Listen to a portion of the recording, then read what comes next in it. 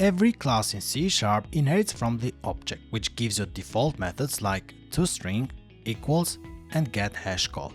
These methods work out of the box but provide generic behavior.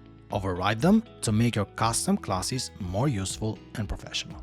The default ToString returns just the type name like the namespace of the class, which is not really helpful.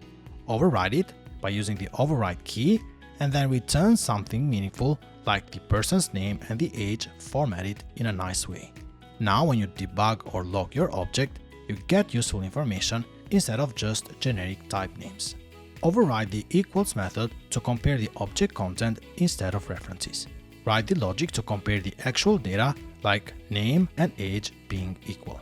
When you override equals, you should also override the GetHashCode because collections like dictionaries and hash sets rely on hash codes for performance and correctness.